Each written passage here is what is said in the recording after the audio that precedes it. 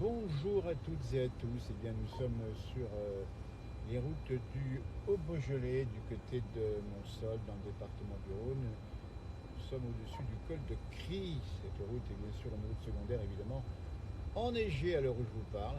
Mais on voulait, une fois de plus, faire le point des beautés de l'hiver.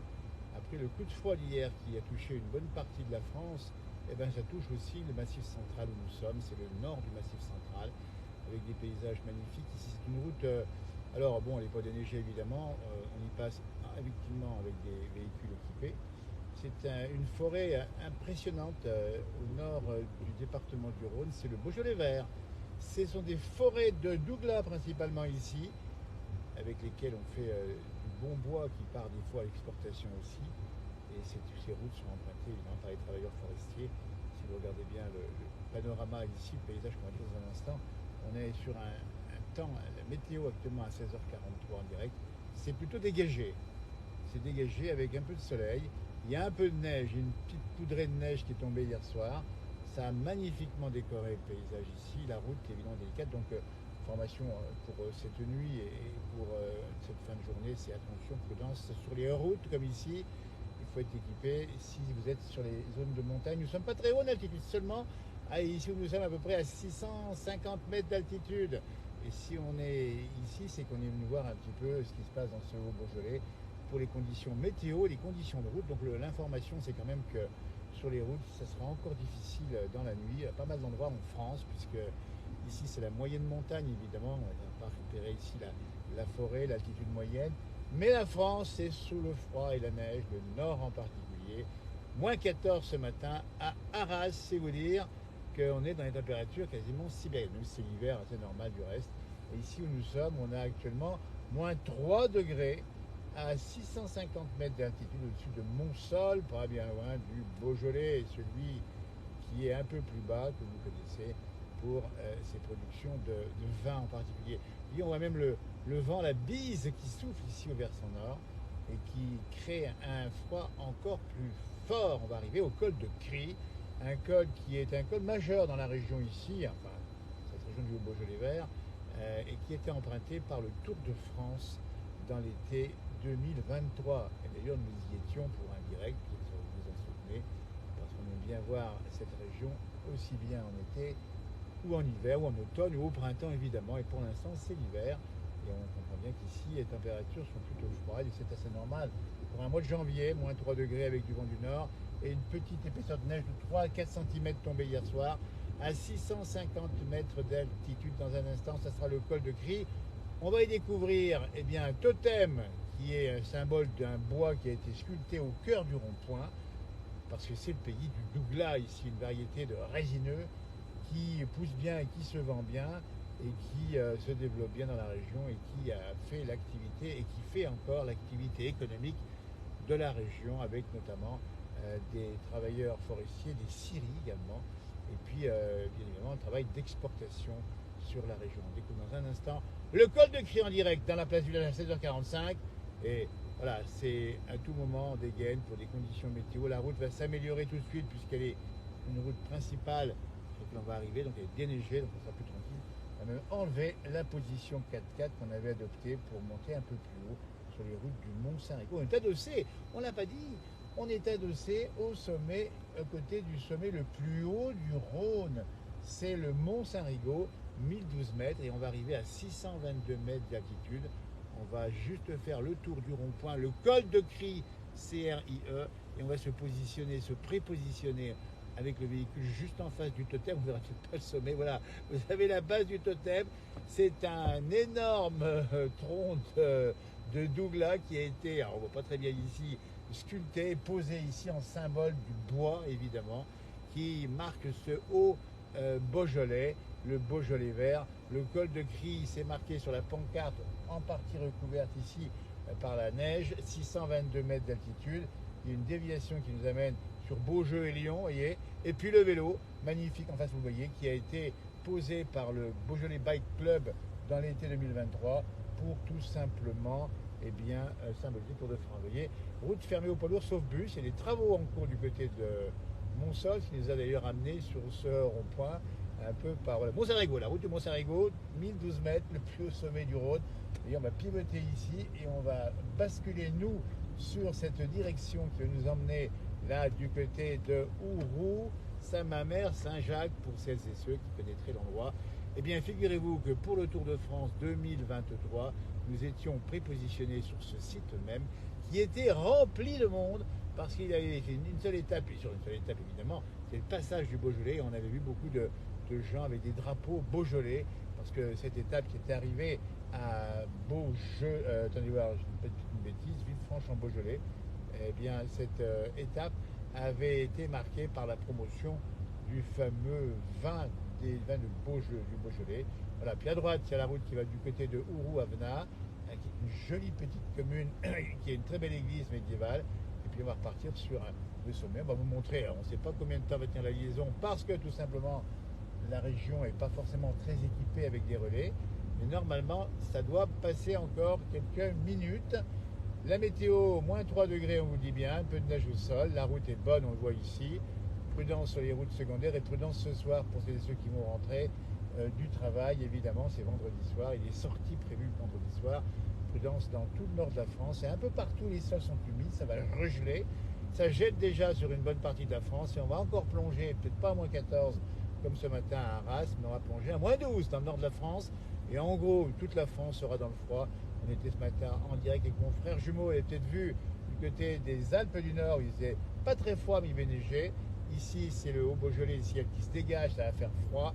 C'est normal, c'est l'hiver et ça fait du bien. Ça tue la vermine, comme on dit, avec cette petite poudrée de neige. Et on va arriver sur un sommet ici, un petit col qui va nous faire redescendre dans une autre vallée. Je ne suis pas sûr que la liaison passe. Et si toutefois la liaison ne passait pas, je vous souhaite déjà de passer une belle soirée. Je vous souhaite de vous remercier de votre fidélité et vous remercie de regarder ce soir éventuellement à 19h notre ami Johan Guillermin pour le 19h, la récapitulation des différentes productions de la page La Place du Village. Et puis on vous salue, on vous souhaite de passer un très très bon week-end et puis faire attention sur les routes, bien sûr, ça vous fait confiance. Alors ça serait bien que je puisse pivoter parce qu'on a le Mont-Saint-Rigaud derrière nous avec le soleil. Alors, je vais voir si je peux pas faire une pivotée parce que je suis en voiture, donc on va faire extrêmement attention et en vitesse relativement réduite pour les raisons de sécurité, parce que pour tout vous dire, on a un très beau coucher de soleil déjà, oui, à 16h50 sur le Mont-Saint-Rigaud. Il y a une belle lumière ce soir, on en profite parce que la lumière est belle. Alors je suis pas sûr de pouvoir faire le rond-point, ça va peut-être lâcher avant et on rentre ici dans la route forestière, un peu plus haut que 650 mètres d'altitude avec cette petite poudre de neige qui est magnifique, hein. Vous avez vu ça en France, c'est formidable. On en a bien profité pendant hier en tout cas, dans le nord de la France, même si ça a parfois effectivement dérangé la circulation. On comprend évidemment que, mais bon, ça arrive aussi qu'il neige en pleine en hiver, ce qui n'est pas normal, et que malheureusement, compte tenu des trafics d'aujourd'hui, alors, vous voyez, on va arriver sur un petit sommet, on va basculer sur un autre paysage, on n'est plus cette fois-ci sur le Clunisois et sur le Mâconnais en face, avec quelques petits nuages bas qui traînaillent, mais le ciel est plutôt bleu. Température de moins 3 au compteur et on va regarder ce qu'on va voir. En fait, on ne verra pas le Mont-Saint-Rigaud puisque on obligerait à faire un demi-tour, ce sera un petit peu compliqué. On va découvrir la campagne enneigée du Haut-Beaujolais et le Beaujolais vert et c'est magnifique en cette fin de journée alors que bien les lumières commencent à baisser, les jours sont courts, hein. Ah bah oui, mais ça va commencer à rallonger et même ce soir, ciel dégagé, allez, je pense qu'on a bien pris un quart d'heure depuis les jours les plus courts. On descend du côté, cette fois-ci, du Mâconnais. Vous voyez, on est en limite entre le Beaujolais vert, ici où nous sommes, qu'on va quitter maintenant, pour rentrer dans ce fameux Mâconnais, Mâconnais clunisois. Attention, ça se regroupe un petit peu tous, c'est le département encore du Rhône, dans lequel vous avez l'obligation d'avoir les équipements pour circuler. Puis c'est un département qui nécessite cet équipement. Bon, nous l'avons évidemment, puisque nous, on rappelle de la Haute-Savoie, on est bien les équipements, mais c'est pas toujours évident hein, quand on est dans des régions où la neige est quand même plus rare qu'autrefois. Eh bien, les gens sont parfois pas toujours équipés. Vous voyez comme ça à quoi ça ressemble ici, cette petite poudrée de neige sur une route qui a localement et c'est humide, hein, on voit et ça brille un peu, donc on va doucement, évidemment, descendre cette route tant que la liaison est bonne. Si toutefois ça venait à s'arrêter, ben, je vous aurais déjà dit au revoir et bonsoir et qu'on aura eu vos messages évidemment qui défilent, que je ne lis pas pour des raisons de sécurité évidemment, hein, ça me paraît bien évident. Et là, c'est une région, alors je vais te redresser un peu mon téléphone qui penche un petit peu, c'est pas la voiture qui penche, c'est le téléphone.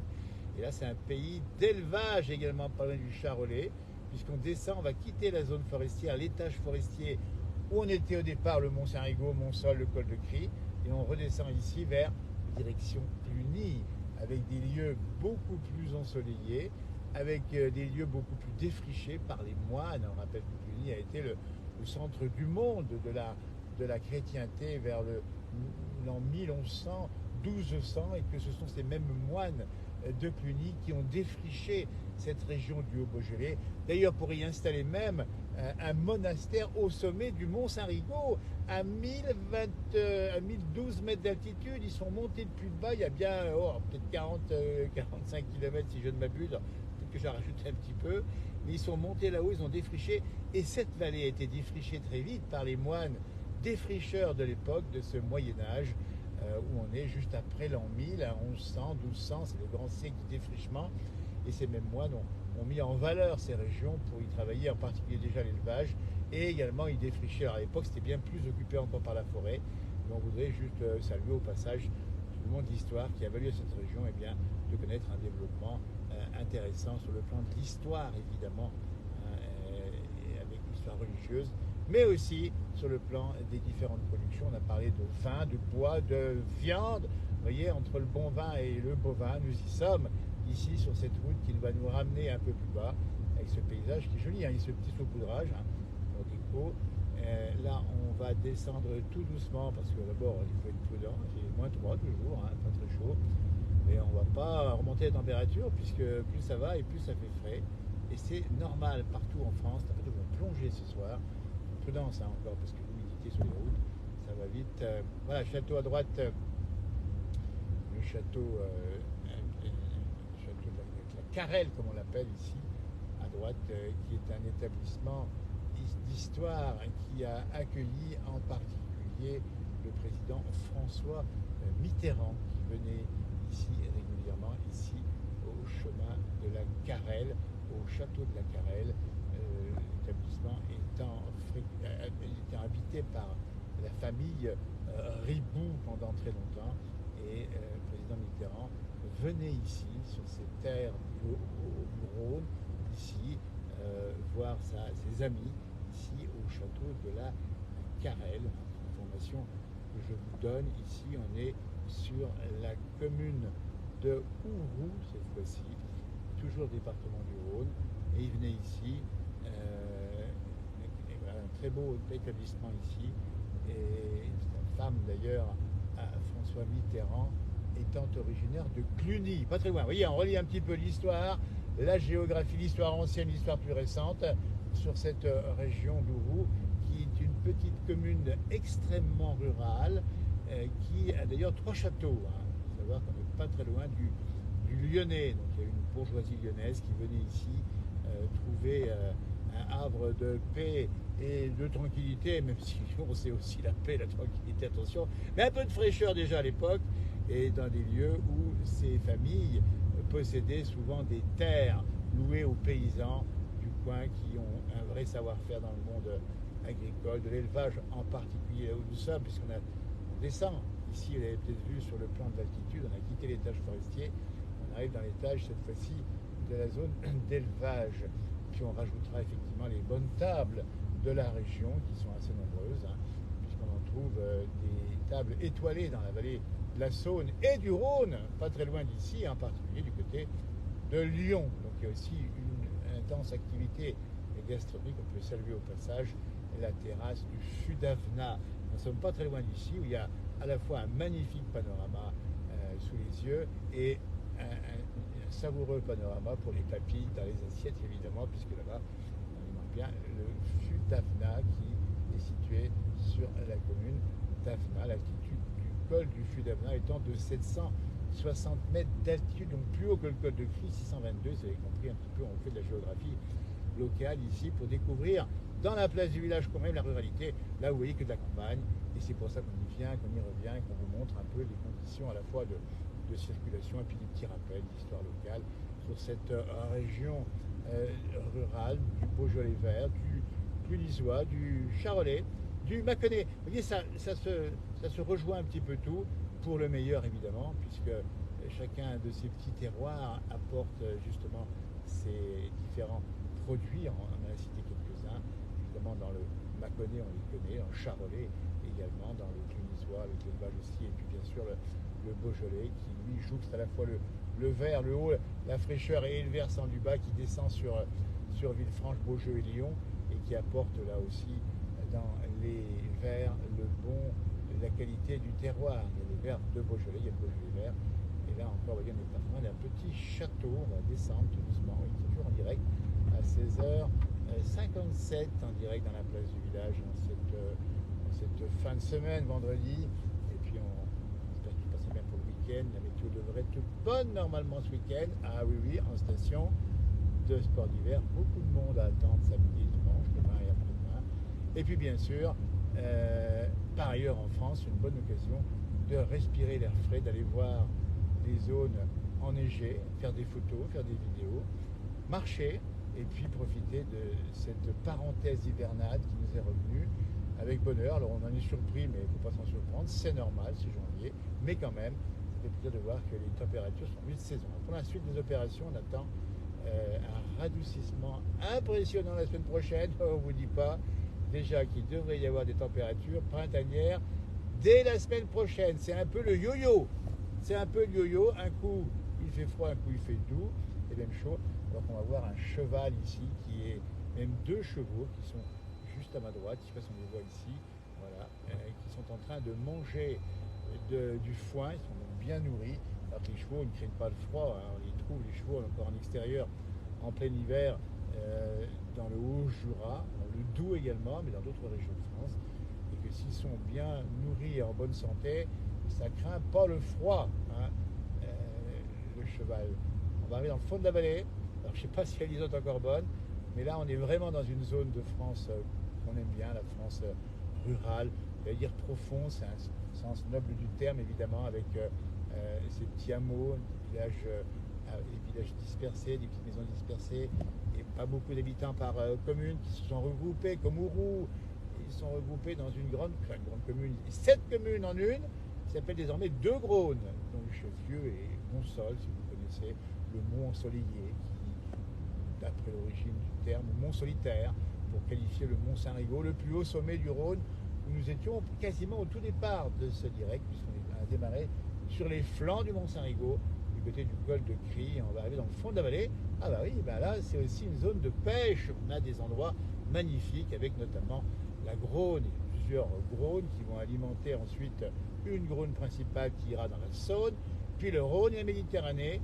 Et ces Graunes sont extrêmement riches, enfin étaient moins maintenant peut-être, en poissons, en particulier en truites. C'est des petites torrents de montagne, des petites rivières de montagne qui sont là encore de qualité et encore préservées par la pollution, mais qui souffrent du manque d'eau depuis quelques temps évidemment, puisque on a une région qui a craint la sécheresse, compensée récemment, comme partout en France, ou presque, par les pluies. Et les panneaux ici sont évidemment retournés comme le rasé. Donc commune de Deux Graunes, il faut tout pouvoir y lire, on va vous le montrer ici. C'est bien sûr le symbole d'un monde à l'envers, dans un monde rural. Eh bien, aucun des panneaux de nos villages n'a pas été remis à l'envers, on le précise bien. Tout s'était mis à l'envers, il n'a pas été bien endroit pour l'instant. On arrive cette fois-ci au rasé et on va pivoter à droite en direction d'Ourou. On va aller doucement parce que les routes sont assez étroites ici. Et en espérant que la liaison est encore bonne, j'en sais rien. Il y a moins de neige là qu'en haut, c'est normal. On est à peu près à 1 cm de neige, vous voyez, mais un seul centimètre et ça nous suffit pour changer un paysage et puis à savourer ces images d'hiver. Vous voyez, 5h, 17h01, il fait encore grand jour, il n'y a plus de soleil évidemment, sauf sur les sommets. Les jours rallongent, c'est la bonne nouvelle. Et ça veut dire qu'en ce 19 janvier, eh bien, on va vers les beaux jours progressivement, ça prendra un peu de temps. Mais plus ça va, plus ça ira vite. Avec en face la montagne des Aiguillettes qui est juste à côté là-haut. Là encore, possession forestière d'une famille de noblesse. Là-haut, vous voyez, avec différentes fermes qui ont permis d'animer, de faire vivre le territoire. On rentre dans un des villages les plus ruraux de France, c'est Ourou. au UROUX. Il y a beaucoup de roux en France. Celui-ci est dans le Rhône. C'est une très belle région. Là, il n'y a pas de vin. Le vin est derrière la montagne que vous avez en face, derrière le nuage qui est un petit peu éclairé par le soleil baissant. Mais pour l'instant, c'est une vallée plutôt froide, plutôt calme et plutôt fraîche. Je veux dire fraîche l'été quand vous avez les grosses canicules sur Lyon. On a maintenant des résidences secondaires qui ont un vrai succès pour trouver de la fraîcheur. On n'est pas très haut d'altitude, on est à 450 mètres d'altitude. On va rentrer dans ce petit village tout roux. C'est la place du village, c'est la campagne, c'est la France qu'on aime. Alors il n'y a pas beaucoup de monde, il y a quand même une école. Alors je ne sais pas si à cette heure-ci les élèves ont quitté l'école, mais c'est assez calme. Et Dieu merci les services publics, la poste, l'école, et puis les petits commerces. On a d'ailleurs ici un petit commerce fort intéressant qui livre les bons produits du terroir, mais qui est aussi juste à côté, enfin qui a aussi un bistrot, parce que dans la place du village, les bistrots ont leur place. Donc petite commune, hein, je ne sais plus le nombre d'habitants, c'est 300 et quelques habitants et encore, Ouroux, département du Rhône. Nous sommes dans ce qu'on appelle le Beaujolais vert par les forêts et encore par les pâtures. Il n'y a pas beaucoup de circulation à 17h03. On vous emmène dans la France profonde qu'on aime.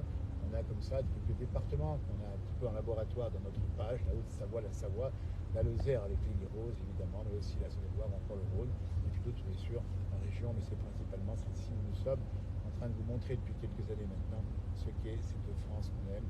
La France est belle quand elle est sous le soleil, elle l'est aussi quand elle est sous cette petite couche de neige.